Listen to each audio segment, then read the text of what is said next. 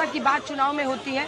मुर्शिदाबाद की तस्वीरें इस वक्त हम आपको दिखा रहे हैं और अभी तक तो नहीं हुआ है, लेकिन क्या यहाँ से खबर आ रही है वो भी आपको दिखा देंगे, क्योंकि अलग अलग जगहों पर 152 सीटों पर आज अगर वोटिंग हो रही है और वोटर्स में उत्साह दिख रहा है तो उसकी भी तस्वीर आप इस वक्त देख रहे हैं। जो बताया जा रहा है, मालदा में एक वोटिंग सेंटर के बाहर ईवीएम में खराबी को लेकर एक सेक्शन ऑफिसर पर हमले की खबर आई थी और अब हम आपको मुर्शिदाबाद की तस्वीरें इस वक्त टेलीविजन स्क्रीन पर दिखा रहे हैं। और मुर्शिदाबाद में अगर आप देखेंगे तो यहाँ पर जो पोलिंग बूथ है वहाँ पर बवाल की खबर है और आपको दिख भी रहा है कि वहाँ पर जो फोर्सेस हैं, जो सुरक्षा कर्मी हैं, वो स्थिति को नियंत्रण में लाने की कोशिश कर रहे हैं। तापस हमारे साथ जुड़ गए। तापस, ये मुर्शिदाबाद में कहाँ पर है पोलिंग बूथ जहाँ पर ये दिख रहा है और क्या स्थिति है? पुलिस वाले भी दिख रहे हैं, सेंट्रल फोर्सेस भी दिख रही हैं और अब ऐसा लगता है कि स्थिति को उन्होंने संभाल लिया है। क्या राजनीतिक हिंसा की खबर है? ये क्या हो रहा है? जी देखिए, हुमायूं कबीर नौदा के दौरे पर है और वो नौदा से उम्मीदवार भी है एजीयूपी के, और वो जब नौदा पहुंचे तब एक बूथ के बाहर कुछ लोगों ने उनमें घेर कर नारेबाजी करना शुरू किया और उसके बाद हुमायूं कबीर जाके उनके सामने खड़े हो गए, सवाल पूछे कि क्यों इस तरीके का काम किया जा रहा है। सेंट्रल फोर्सेज उन्हें हटाने गया तो फिर और बड़े तादाद से लोग वहाँ इकट्ठा हो गए। तो फिलहाल वहाँ पर भारी मात्रा में जो केंद्रीय सुरक्षा बल है उन्हें तैनात किया गया है और इस समय हुमायूं कबीर को वहाँ से निकालने की कोशिश की जा रही है। फिलहाल हुमायूं कबीर बोल रहे हैं, सुनाते हैं अपने दर्शकों को। 2 सीटों से वो लड़ रहे हैं। नादा, एक सेकंड जल्दी से सुनाइए। रेजी नगर और नादा, सुनिए।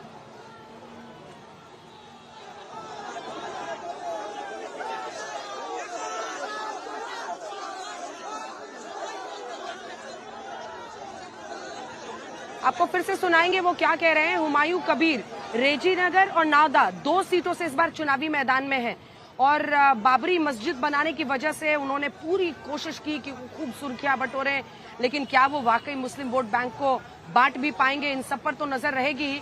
तापस, जल्दी से पूरी जानकारी दीजिए, क्या हो रहा है इस वक्त? और तस्वीरें हम अभी भी दिखा रहे हैं। ऐसा लग रहा है कि एक टकराव की स्थिति तो पैदा हो ही गई थी और गनीमत बनाइए कि वहां पर इस तादाद में सिक्योरिटी फोर्सेस मौजूद हैं।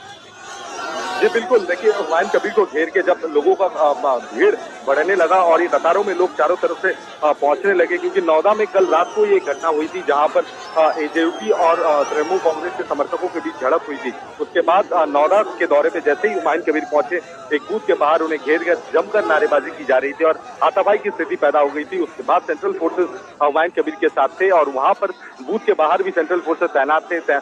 सेंट्रल फोर्सेज वहां पहुंचकर वो इन लोगों को हटाने की कोशिश में थे तो स्थिति और भी बिगड़ गई, लेकिन फिलहाल हुमायूं कबीर को उस जगह से निकाला गया है। लेकिन अलग अलग जगहों पे इस तरह की खबरें आ रही हैं कि हुमायूं कबीर जहां जहां जाएंगे वहां उनको घेर के प्रदर्शन दिखाया जा सकता है। तो फिलहाल जो स्थिति है वो काबू में है और ज्यादा तौर पर तादाद की जो सेंट्रल फोर्सेज है उन्हें डिप्लॉय किया गया है फिलहाल। ऐसा लगता है तापस की सिर्फ मजहबी ध्रुवीकरण का ही ठेका नहीं लिया है उन्होंने, जगह जगह पर इस तरह से लोगों को उत्तेजित भी कर रहे हैं, ऐसा प्रतीत हो रहा है। जी बिल्कुल, क्योंकि वो ध्रुवीकरण की राजनीति की बात की जाए तो यहाँ सबसे अव्वल नंबर पर हुमायूं कबीर का नाम आता है। मुसलमान वोट बैंक को लेकर वो बहुत ज्यादा बोल रहे थे और वो मुसलमानों के लिए काम करना चाहते हैं। और ये नौदा जो इलाका है, ये नौदा विधानसभा क्षेत्र है, ये मुस्लिम बहुल इलाका है, तो यहाँ जो नारेबाजी प्रदर्शन कर रहे हैं वो भी मुस्लिम है।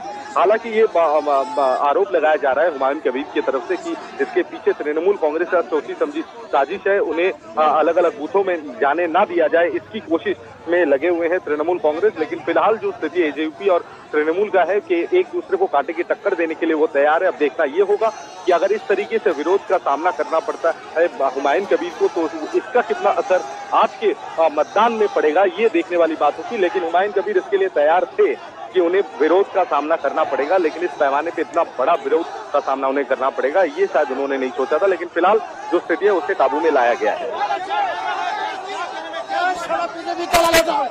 स्थिति नियंत्रण में है। ये कुछ देर पहले की तस्वीरें आप देख रहे हैं, इसलिए हम ये बार बार बताना चाह रहे हैं क्योंकि जो वोटर्स हैं वो इससे भयभीत ना हो। आप देख रहे हैं कि सिक्योरिटी फोर्सेस की किस तरह की तैनाती है, ये सुनिश्चित करने के लिए कि भय मुक्त होकर जहां जहां वोटिंग आज है उन तमाम जगहों पर लोग वोटिंग के लिए पहुंचे। और मुझे लगता है आज सबकी नजर इस बात पर होनी चाहिए कि ज्यादा से ज्यादा मतदाता निकले। अब ये टीएमसी वर्सेस इनकी जो नई पार्टी इन्होंने अपनी बनाई है और आम जनता उन्नयन पार्टी जो इन्होंने बनाई है, ये तापस ये क्या मतलब ये जानबूझकर इस तरह से लोगों को उत्साहित कर रहे हैं, उत्तेजित कर रहे हैं? स्ट्रैटेजी क्या दिखाई दे रही है? अगर बूथ बूथ पर जा रहे हैं तो उनको मुकाबला तो करना ही पड़ेगा, क्योंकि टीएमसी के लिए सबसे बड़ा कंसर्न, सबसे बड़ी चिंता यही है कि इन क्षेत्रीय इलाकों में उनका मुस्लिम वोट ना बांटे, हुमायूं कबीर ना काटे। जी बिल्कुल, देखिए पश्चिम बंगाल में एक एंटी इनकम्बेंसी फैक्टर है जो इस बार चुनाव में हम शुरू से ही देख रहे थे, लेकिन ये होता है कि जब चुनाव होता है और भारी मात्रा में मतदान होता है तो कहीं ना कहीं जो सत्तारूढ़ पार्टी होती है उन्हें थोड़ा चिंता जरूर होती है। और इस बार मुर्शिदाबाद का जो राजनीतिक समीकरण है वो काफी पेचीदा है।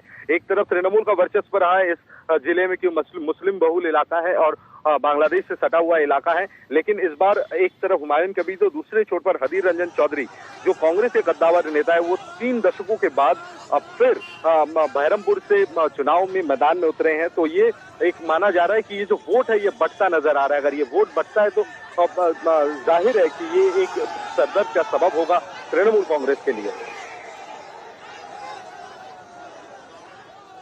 धन्यवाद आपका ये जानकारी हम तक पहुंचाने के लिए। तस्वीरें हम आपको दिखा रहे थे पोलिंग बूथ की, जहां पर ये झड़प की स्थिति पैदा हो गई।